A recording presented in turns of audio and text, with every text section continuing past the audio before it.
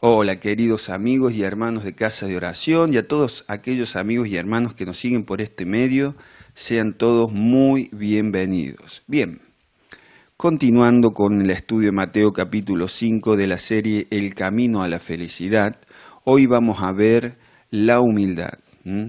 Habíamos dicho en la reunión pasada que la palabra bienaventurados viene del griego makarios y significa dichoso, feliz, bendito, digno de ser congratulado y expresa un regocijo y satisfacción especial en el alma concedido a aquellos que reciben la salvación.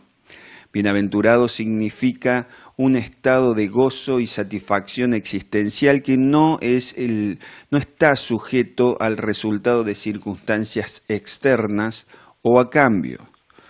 También dijimos que paradójicamente en esta vida todas las afirmaciones que el Señor hace sobre las bienaventuranzas incluyen o involucran algo de dolor.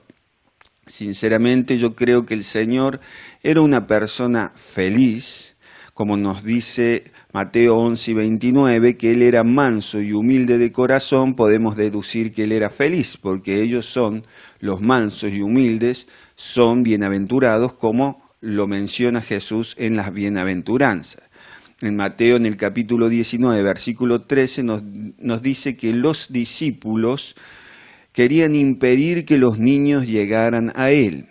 Y si bien en esta ocasión eran los mayores los que llevaban a los niños cargados para que Él les bendijera, yo creo, y también creen otros predicadores, que esta reacción de los discípulos era porque frecuentemente los niños se acercaban a Jesús, ya sea que los llevaran sus padres o no, por el carácter que Él tenía, por esa mansedumbre que Él tenía, ese gozo que Él manifestaba, los niños sentían confianza en Él y se acercaban. Ahora bien, volviendo a las bienaventuranzas, hay una palabra que se usa para describir totalmente lo contrario, que es guay, en el idioma hebreo, al cual nosotros lo traducimos como ay, y esto significa malditos. Esto es ay, se traduce como una maldición. Esto lo dice Isaías en el capítulo 6, si usted lo quiere ver en su Biblia, o también nosotros hicimos un video en YouTube, que lo subimos a YouTube, de Isaías capítulo 6. Ahora bien, la iglesia, por el contrario, ha sido bendecida con toda bendición espiritual en los lugares celestiales en Cristo, como nos dice Efesios capítulo 1, versículo 13. El camino para llegar a esta bienaventuranza son señaladas por el Señor Jesucristo y comienzan con la humildad y terminan con la persecución por causa de su nombre. Finalmente, como resultado de todo esto, y podemos ver al final de las bienaventuranzas, nos dicen que nosotros seremos la sal de esta tierra y la luz de este mundo. Recuerde que el texto original griego del cual nosotros traducimos las Biblias en castellano, no aparecen los títulos, sino que era todo un texto de corrido. Cuando vemos que el Señor termina de hablar de las bienaventuranzas, nos dice que nosotros seremos sal y luz de este mundo. Es decir, que si vivimos estas bienaventuranzas, como resultado seremos eso. Mateo capítulo 5, versículo 3, dice lo siguiente: bienaventurados los pobres en espíritu, porque de ellos es el reino de los cielos. En el primer sermón registrado en la Biblia y quizás en su primer sermón de ministerio, él comienza haciendo esta declaración precisamente. Esta es una característica fundamental del cristiano y las demás características fluyen de esta. Por ello, él menciona: bienaventurados los pobres en espíritu, al principio de todas las bienaventuranzas. Lo primero que debemos hacer es reconocer que no podemos emprender la vida cristiana por nuestros propios medios y de hecho no podemos hacer nada por nuestros propios medios. Juan capítulo 15, versículo 5 dice: Yo soy la vid, está hablando aquí Jesús, vosotros los pámpanos. El que permanece en mí y yo en él, éste lleva mucho fruto, porque separados de mí nada podéis hacer. Ahora, las expectativas que el Señor tiene sobre nosotros son muy grandes, muy grandes. No podemos alcanzar por nuestros medios cumplir esas expectativas. No podemos por nuestros medios entrar al reino de los cielos. No podemos ser felices tampoco hasta que no reconozcamos nuestra bancarrota espiritual, nuestra pobreza espiritual, nuestra dependencia del Señor. Esto es muy importante para personas como los judíos, que en ese momento estaban muy orgullosos por sus méritos. Estamos hablando de los judíos de aquel tiempo. Ellos estaban, por ejemplo, los fariseos, muy orgullosos de sus méritos, ceremonias, sacrificios, de su circuncisión y de ser descendientes de Abraham, y creían en cierta manera que eso era un mérito, o al menos algunos de ellos creían que era un mérito suficiente para ser aceptado por Dios, y Jesús le está enseñando algo que es totalmente contrario a los que ellos creían, pero por una mala interpretación de las Escrituras, no porque la Biblia lo hubiera enseñado antes de esa manera. Jesús les dice, si quieren entrar en el reino, deben reconocer que no tienen mérito alguno para salvación, sino que el único mérito que ellos pueden apelar es un mérito que los lleva a la condenación. Absolutamente nada, y escuche bien, nada va a suceder en la vida espiritual de una persona hasta que esto suceda. Reconocer la miseria espiritual que nosotros tenemos.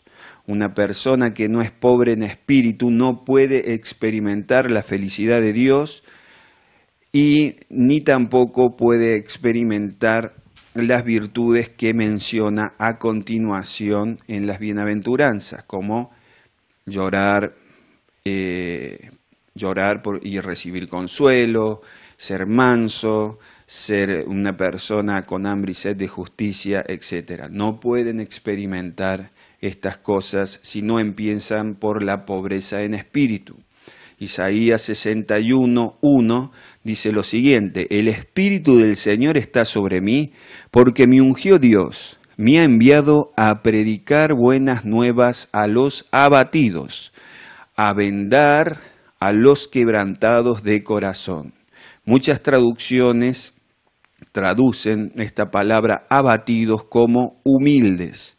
En Lucas 4:18 Jesús cita este pasaje y dice lo siguiente: el Espíritu del Señor está sobre mí, por cuanto me ha ungido para dar buenas nuevas a los pobres, me ha enviado a sanar a los quebrantados de corazón. Todo empieza con quebrantamiento de corazón. Hasta que nosotros no podamos ver nuestra real condición espiritual, nosotros no podremos apreciar el valor del sacrificio del Señor Jesucristo. Las riquezas espirituales del Señor son solamente ofrecidas a aquellos que son pobres en espíritu. Por esta razón dice Proverbios 16:5, abominación es a Dios todo altivo de corazón, ciertamente no quedará impune. Bien, para Dios el orgullo es algo repulsivo, repugnante y realmente desagradable. Nosotros, para entrar en el reino de Dios, debemos reconocer que lo más justo y elevado que podemos hacer por nuestros propios méritos y nuestros propios recursos espirituales no son más que trapos de inmundicia, como lo dice Isaías 64:6. Dice así, escuche bien: si bien todos nosotros somos como suciedad, mire lo que dice la Escritura, si bien todos nosotros, los seres humanos, somos como suciedad, y todas nuestras justicias como trapo de inmundicia, y caímos todos nosotros como la hoja, y nuestras maldades nos llevaron como viento. Nadie hay que invoque tu nombre, que se despierte para apoyarse en ti, por lo cual escondiste de nosotros tu rostro y nos dejaste marchitar en poder de nuestras maldades. Nuestros máximos esfuerzos y méritos no nos sirven para nada ante los requisitos de Dios para ser salvos por mérito propio o por moralidad propia. No nos alcanza para nada, no suman nada nuestros méritos propios y nuestra moral propia. Lo primero que debemos hacer es reconocer esto, y escuche bien, entienda bien esto. Las únicas personas que entran al reino de Dios son aquellas que llegan a reconocer, dimensionar, entender su bancarrota o pobreza espiritual. Si no, no van a poder estas personas o cualquier persona entrar en el reino de los cielos. Otra observación que debemos hacer es que esto no se refiere a la pobreza material. Hermano, no se refiere. El pasaje lo dice claramente, pobre en espíritu. La pobreza y la riqueza material no tienen virtud alguna en sí misma. Salmo 37:25 dice, joven fui y he envejecido y no he visto justo desamparado ni a su descendencia que mendigue el pan. En los evangelios tenemos a personas con un alto poder adquisitivo que se mencionan como seguidoras del Señor, como Nicodemo, Filemón y a José de Arimatea, entre otros. Se nos dice que ellos eran personas ricas. El apóstol Pablo en Filipenses capítulo 4, versículo 12 dice lo siguiente, sé vivir humildemente y sé tener abundancia. En todo y por todo estoy enseñado, así para estar saciado como para tener hambre, así para tener abundancia como para padecer necesidad. Si la pobreza o la riqueza material serían alguna manera malas en sí mismas, serían de alguna manera malos para el hombre, entonces Pablo diría, por ejemplo, yo sé vivir en la necesidad, pero evito la abundancia. O yo sé vivir únicamente la abundancia y Dios me libre de cualquier tipo de pobreza. No, ni la pobreza ni la riqueza tienen un valor en sí mismo permanente. Nosotros debemos entender que ha habido personas muy consagradas que han tenido escasez material y otras que han sido personas muy consagradas, pero que el Señor los bendijo con abundancia. Cuando Él habla de pobre en espíritu, tampoco se refiere a una persona con falta de entusiasmo o flojo o tímido o indiferente o pasivo. No se refiere a eso. La palabra original en el idioma griego para pobre es tokos y equivale a alguien que no tiene absolutamente nada. Esta misma palabra se usa en Lucas capítulo 16 para describir a Lázaro, a alguien que dormía tirado al lado de una puerta de la casa de un hombre rico y los perros iban y lamían sus heridas. Si usted después quiere, lea Lucas capítulo 16 para que usted entienda lo que le dije. En el Antiguo Testamento no solamente aquel que no tenía nada se lo llamaba de esta forma, sino también aquel que no podía alcanzar nada y dependía de Dios por entero. Un pobre en espíritu es un apocado, es una persona pusilánime, alguien que no tiene siquiera deseos ni ilusión en superar esa situación. Es incapaz, sin habilidad de trabajar por cuenta propia, sino que depende siempre de fuentes externas, de recursos que vienen de lo externo. La palabra tokos, en el griego significa alguien que anda encorvado, también significa esto. ¿Por qué? En términos típicos en el mundo antiguo, Un tokos era una persona que se inclinaba tapándose el rostro con algún tipo de atuendo, se inclinaba, iba y pedía algo extendiendo su mano hacia una persona y tratando que no la reconociera por la vergüenza que pasaba. Entonces se cubrían con un atuendo, iban, se encorvaban, extendían sus manos, recibían el donativo y se retiraban. Esto es lo que está describiendo el Señor en cuanto a cómo debe ser una persona pobre en espíritu, realmente un mendigo espiritual. Nosotros debemos reconocer esto. Si queremos entrar en el reino de los cielos, aquí es donde debemos comenzar, reconociendo nuestra absoluta miseria espiritual y dirigiéndonos a Dios como un mendigo para pedir su perdón, su purificación, su salvación y el cambio de carácter que nosotros necesitamos. Tokos es alguien que no tiene posesiones fuera de sus harapos, no tiene honra ni tampoco tiene respeto. El publicano que aparece en Lucas 18, él es rico en posesiones, porque por lo general los publicanos eran ricos en posesiones, pero es verdaderamente pobre en espíritu y no se animaba ni siquiera a alzar sus ojos en el templo, sino que oraba: sé propicio a mi pecador, y dice el Señor que éste salió justificado, salió perdonado, salió redimido. Isaías capítulo 66, versículo 2, dice Dios: pero miraré a aquel que es pobre y humilde de espíritu, y que tiembla a mi palabra. Esta persona que tiembla porque entiende que no tiene nada que ofrecerle a Dios y que merece una condena eterna por todos sus pecados y depende de su gracia porque está bajo su juicio. A esto se está refiriendo.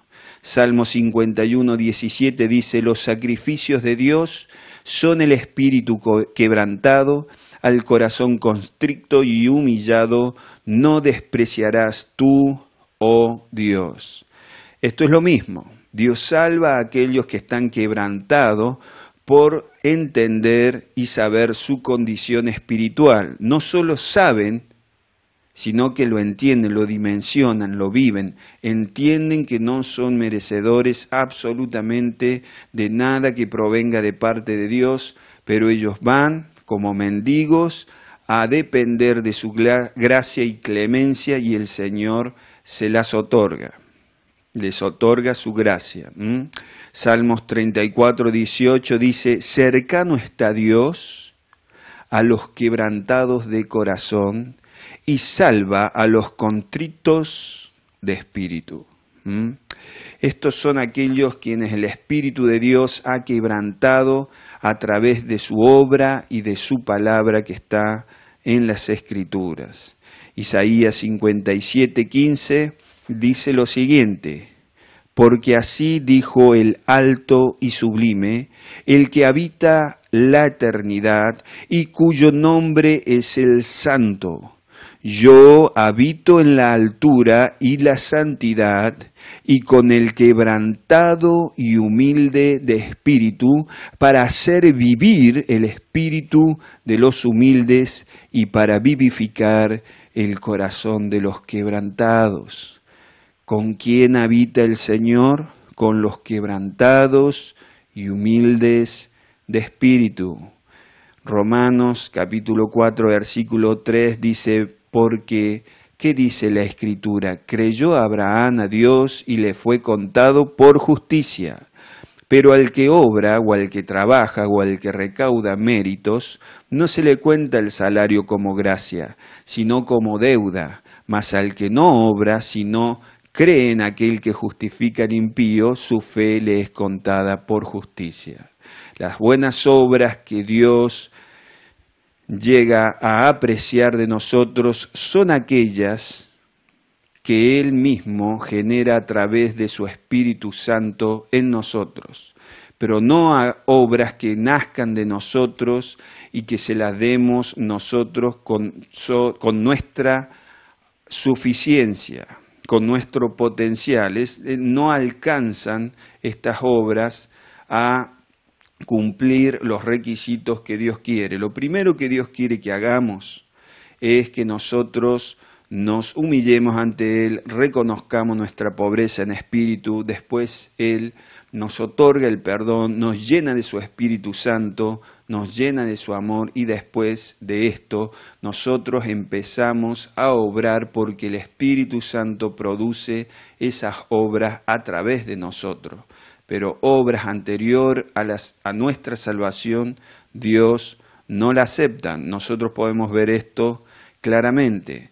Miremos un ejemplo práctico que enseñó el Señor Jesucristo en Lucas 18. Ya lo mencionamos en esta misma prédica. Lucas 18, 9 al 14 dice: a unos que confiaban en sí mismos como justos y menospreciaban a otros, dijo también esta parábola. 2 hombres subieron al templo a orar. Uno era fariseo y el otro publicano. El fariseo, puesto en pie, oraba consigo mismo, es decir, que Dios no lo escuchaba, de esta manera: Dios, te doy gracias porque no soy como los otros hombres, ladrones, injustos, adúlteros, ni como este publicano. Ayuno 2 veces a la semana, doy diezmo de todo lo que gano. Esta era la oración del fariseo, la cual Dios no escuchaba, porque él, en vez de ir con humildad, fue con orgullo. Quería refregarle sus méritos a Dios en la cara y Dios no los aceptó. Y luego añade Jesús: mas el publicano, estando lejos, no quería ni aun alzar los ojos al cielo, sino que se golpeaba el pecho diciendo: Dios, sé propicio a mí pecador. Y dice Jesús: os digo que éste descendió a su casa justificado, es decir, perdonado, redimido, antes que el otro. Porque cualquiera que se enaltece será humillado, y el que se humilla será enaltecido. Ahora presten mucha atención a lo que le voy a decir. Nosotros debemos preguntarnos muy seriamente si nosotros hemos ido al Señor de esta forma o lo estamos haciendo. Vamos con humildad y reconociendo que no merecemos nada de Él, o vamos llenos de orgullo y de mérito ante su presencia. Tengamos cuidado. Cuando pedimos perdón, realmente nos dolemos, hay un dolor real por haber quebrantado sus mandamientos. ¿Somos personas contritas en espíritu o los confesamos con toda liviandad y sin que nos importe mucho haber ofendido a Dios? Debemos preguntarnos estas cosas. Nosotros debemos entender que es la única forma que podemos entrar al reino de Dios es a través de ir a Dios con un corazón humilde y arrepentido, poniendo nuestra fe en Jesucristo. Nosotros debemos tener la misma actitud que tuvo Isaías en Isaías capítulo 6. Cuando él vio la presencia del Señor, cuando Dios se apareció ante él, él dijo: ay de mí, porque soy un hombre de labios inmundos. Es decir, él entendió que estaba maldito. Él dice: ay de mí, o como habíamos dicho anteriormente, en hebreo él dijo: guay de mí, porque soy un hombre de labios inmundos. ¿Qué quiere decir? Yo estoy maldecido, maldito de mí, porque mis ojos ven a Dios y yo soy un hombre de labios inmundos. O la actitud de Daniel cuando ora. Nosotros podemos ver esta oración en Daniel capítulo 9. En el versículo 3 dice lo siguiente: y volví mi rostro a Dios el Señor, buscándole en oración y ruego, en ayuno, cilicio y ceniza. Y oré al Señor mi Dios e hice confesión diciendo: hemos pecado, hemos cometido iniquidad, hemos hecho impíamente y hemos sido rebelde y nos hemos apartado de tus mandamientos y de tus ordenanzas. Después usted lea tranquilamente esta oración del capítulo 9 del libro de Daniel. Con esa actitud, con esas palabras, de esa forma, nosotros debemos acercarnos a Dios a pedir su gracia, su perdón, su misericordia, su limpieza y la transformación de nuestro carácter a través de la obra de su Espíritu Santo. Vamos a orar ahora. Padre, te damos gracias, Señor, por tus palabras, por tus promesas, por estas bienaventuranzas que tú has dicho, y te suplicamos, Señor, que nos enseñes y nos haga cada vez más, Señor, pobres, realmente pobres en espíritu.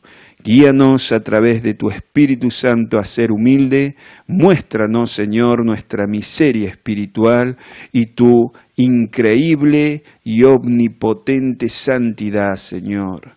Te lo pedimos y te lo agradecemos en el nombre de Jesucristo. Amén.